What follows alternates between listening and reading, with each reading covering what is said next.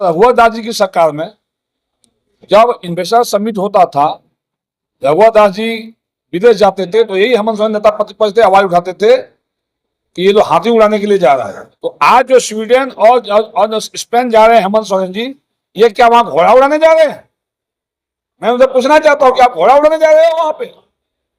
और आप जो जनता को गुमराह कर रहे हो, रात के अंधेरे में आप अडानी से गलबैया करते हैं और आपके कांग्रेस के नेता, राजद के मंत्री बैठ के वहां अडानी का विरोध करता है।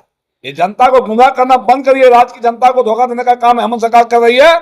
इसको भारतीय जनता पार्टी जल्द ही इसको उजागर करने का काम करेंगे। धन्यवाद। भारतीय जनता पार्टी सत्ता से बहुत सारे सीट जो है वो भी लूज हो गए। संगठन कहीं ना कहीं कमजोर दिख रहा है।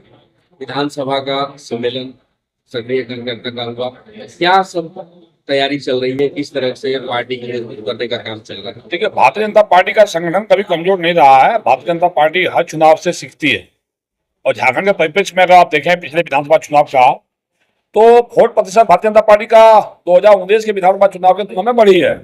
ये अलग बात है कि सीटों में तब्दील नहीं हो पाई और भारतीय जनता पार्टी फिर से अपने संगठन को धार करके और मजबूती के साथ फिर से राज्य सरकार की नाकामी को जनता के बीच में ले जाने का काम करेगी और वहीं मोदी जी के काम की उपलब्धियों को जनता के बीच पहुंचाने का काम भारतीय जनता पार्टी के कार्यकर्ता करेंगे। और आज दुमका विधानसभा स्तरीय यहाँ के कार्यकर्ताओं का, सक्रिय कार्यकर्ताओं का स्थापना दिवस के अवसर पर आज के सम्मेलन में हम लोगों ने एक निर्णय लिया है कि जन जन तक हम लोग मोदी जी के कामों को पहुंचाने का काम करेंगे और हेमंत सरकार की नाकामी को भी जन जन तक पहुंचाने का काम करेंगे।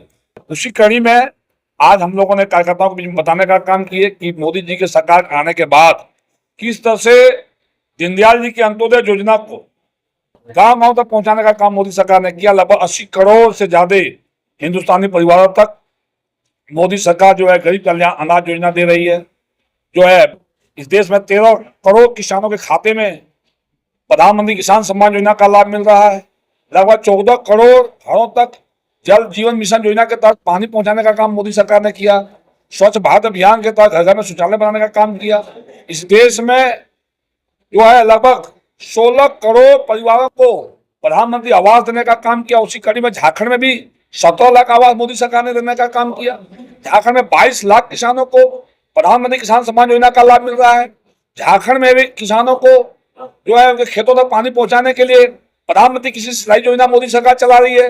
वहीं जल जीवन मिशन योजना में किस तरह से झारखंड में गड़बड़ियां हुई है इस सरकार के कार्यकाल में, ये भी हम लोग कार्यकर्ताओं को बताने का काम किए हैं। साथ ही स्वास्थ्य विभाग के में मोदी सरकार ने गरीबों को, इस देश के अरबों गरीबों को एक सुरक्षा कवच देने का काम किया। किसी गरीब परिवार को अगर किसी तरह से हार्ट डिजीज हो जाए, ब्रेन ट्यूमर हो जाए, कैंसर हो जाए या किडनी फॉल हो जाए, उसके लिए आयुष्मान योजना का लाभ मोदी सरकार ने देने का काम किया। लेकिन झारखंड के अंदर किस तरह से आयुष्मान योजना का लूट खसोट हुआ, पिछले दिनों में ईडी की जो यहाँ पर रेड पड़ी है, इसे स्पष्ट दिखाई दे पड़ रहा है। आने वाले समय में ये सारे चीजों को जनता तक हम लोग लेके जाएंगे।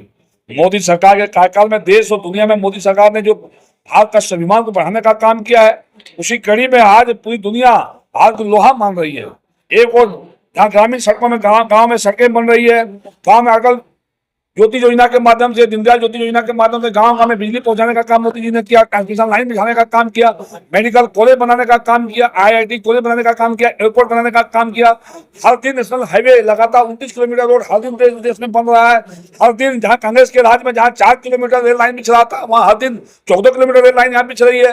कांग्रेस के राज में जहाँ एक और 7 किलोमीटर रोड पर बन रहा था, आज 29 किलोमीटर रोड बन रहा है। जो तेजी से विकास हो रहे हैं, चाहे आपका जो है सीमा की सुरक्षा की बात हो, आतंकवादी घटनाओं में कमी की बात हो, उग्रवादी घटना में कमी की बात हो, इस सारे सेक्टर में मोदी सरकार ने अच्छे काम किए हैं। इसको हम लोग जनता भी बताने का काम कर रहे हैं।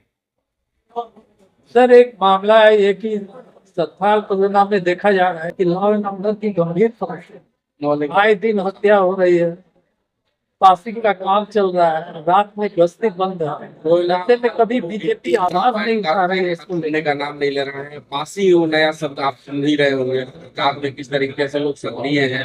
देखिए, एक और तो मैंने कल परसों ही कहीं बयान दिया था, एक और राज्य सरकार जहाँ इलीगल बालू, इलीगल कोयला, पत्थर पर रोक नहीं लगा रही है। एक नजराना देकर सभी चेक पोस्टों से जिस तरह से बालू, कोयला, पत्थर यहाँ से बाहर जा रहे हैं, वहीं दूसरी ओर जिस तरह से राज्य सरकार ने पर टन कोयला पर 1 टन कोयला पर 250 रुपया झारखंड लैंड टैक्स लगाने का काम किया है।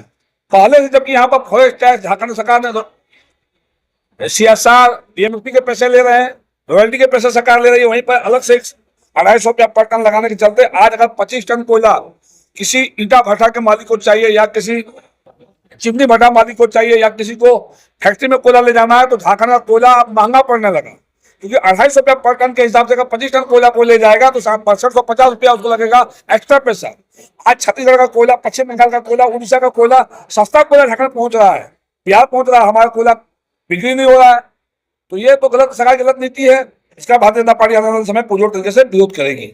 एक और विधानसभा चुनाव के समय हेमंत सरकार ने क्या कहा कि 18 से लेकर 50 साल तक के सभी मैया के खाते में हम पैसा देंगे, और पहला किस्त में 57 लाख महिलाओं के खाते में पैसा देकर चुनाव जीत लिए वो। और धीरे धीरे नाम हटाते हटाते आज जो है 37 लाख महिलाओं के खाते में ही पैसा गया। 30 लाख जो है 20 लाख महिलाओं का नाम सरकार ने डेटा से हटा दिया। और धीरे धीरे ये सरकारी योजना को धीरे धीरे आधार लिंक जोड़ेगा, आधार कार्ड से जोड़ेगा खाता को, इस तरह से धीरे धीरे कई ग्राउंड लगाकर और सरकार इसको धीरे धीरे बंद करने की साजिश कर रही है। वहीं दूसरी ओर उस समय जब रघुवर दास जी की सरकार में जब इन्वेस्टर समिट होता था, रघुवर दास जी विदेश जाते थे तो यही हेमंत सोरेन नेता प्रतिपक्ष थे आवाज उठाते थे कि ये तो हाथी उड़ाने के लिए जा रहा है। तो आज जो स्वीडन और स्पेन जा रहे हैं हेमंत सोरेन जी, ये क्या वहां घोड़ा उड़ाने जा रहे हैं? मैं उनसे पूछना चाहता हूं कि आप घोड़ा उड़ाने जा रहे हो वहां पे? और आप जो जनता को गुमराह कर रहे हो, रात के अंधेरे में आप अडानी से गलबैया करते हैं और आपके कांग्रेस के नेता, राजद के मंत्री बैठ के वहां अडानी का विरोध करता है। ये जनता को गुमराह करना बंद करिए। राज्य की जनता को धोखा देने का काम हेमंत सरकार कर रही है। इसको भारतीय जनता पार्टी जल्द ही इसको उजागर करने का काम करेंगे। धन्यवाद।